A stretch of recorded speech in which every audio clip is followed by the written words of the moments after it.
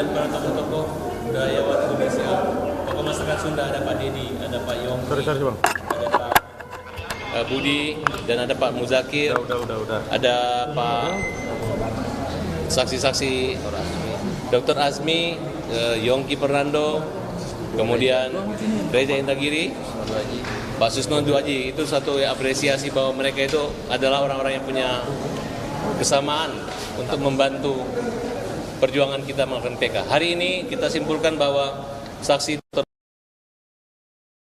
bahwa ada terjadi jebakan Batman. Ketika Sakatata disidangkan lebih awal, bukan daripada pokok atau pelaku utamanya, dan hanya satu kali pukulan menurut dakwaan jaksa, itu merupakan satu kesalahan prosedur. Harusnya yang diutamakan adalah pelaku utama, baru disidangkan perkara Sakatata. Terlalu gegabah karena menyidangkan dan menangkap duluan Sakatata. Kedua, ketika hakim tetap berpaduan pada BAP tanpa mempertimbangkan kesaksian di pengadilan, itu merupakan satu yang mendasar menghalangi pengungkapan kebenaran material. Oleh karena itu, ketika ahli berbicara seperti itu, membuat jaksa seperti baru belajar kembali. Dan di sini kita melihat bahwa kalimat daripada hakim bahwa ya pokoknya apapun yang ada di sini, baik penegak hukum yang melakukan satu kesalahan, maka pertanggungjawabannya pada Tuhan. Oleh karena itu, kita tidak pernah berhenti untuk terus berjuang, dan bukan untuk mengalihkan dari perkara kecelakaan menuju dari pembunuhan dan pemerkosaan ke kecelakaan, tapi mengembalikan ke posisi sebenarnya.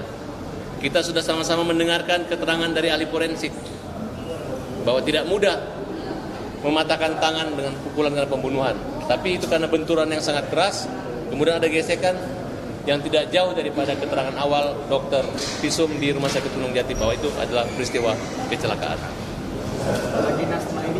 Agenda selanjutnya ini yaitu kita lihat apakah hakim segera mengirim berkas ke Mahkamah Agung untuk diputus di Mahkamah Agung nanti.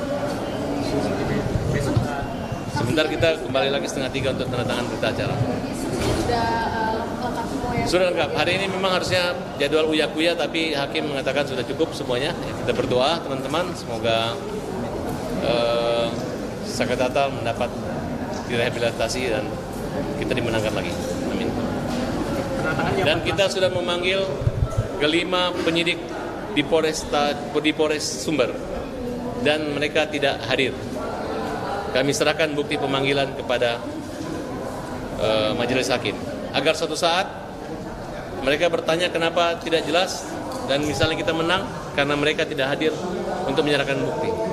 Mereka hanya berlindung daripada satu keputusan hakim yang kita anggap ada kekeliruan yang nyata. Sampai sekarang belum ada konfirmasi berarti ya? Sampai sekarang belum ada konfirmasi. Intinya dalam persidangan ini, dalam beberapa hari persidangan ini, kita telah berhasil membuktikan bahwa adanya kehilafan yang bisa dibuktikan dari beberapa saksi-saksi yang kami hadirkan dan ahli-ahli yang kami hadirkan, sampai ahli terakhir Prof. Muzakir sudah menyatakan bahwa ini ada kehilafan yang nyata. Oleh karena itu, maka mudah-mudahan hakim di Mahkamah Agung atau yang mulia Mahkamah Agung dapat mendengarkan apa yang kami utarakan dalam persidangan kali ini. Ya. Saya tambahin 1 menit teman-teman, mohon perhatiannya.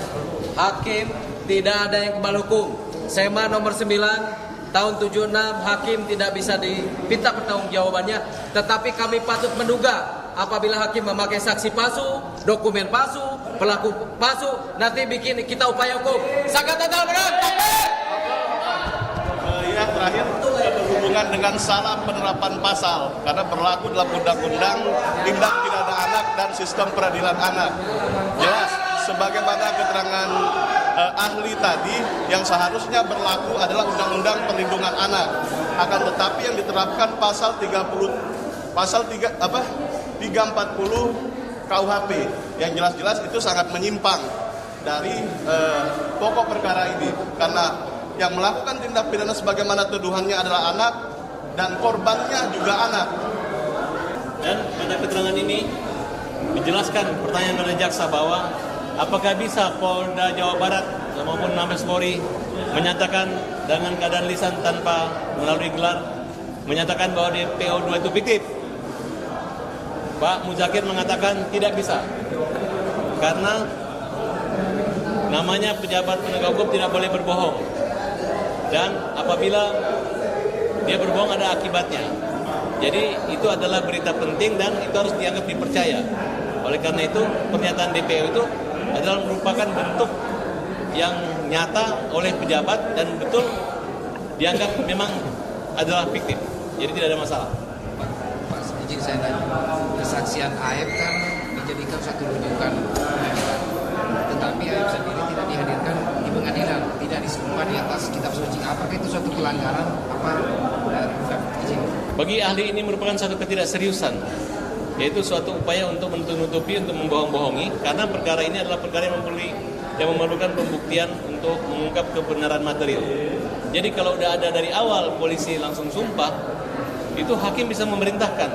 Bahkan apabila saksi tidak datang, bisa dipidana. Nah, kalau saksi dibiarkan, kemudian tidak ada sanksi akibat itu, baik jaksa yang menghadirkan maupun polisi yang tidak bisa menghadirkan, maka itu dianggap satu bagian dari tindakan yang mendasar untuk menghalang-halangi atau dianggap sebagai perintangan satu peristiwa pidana. Terima kasih.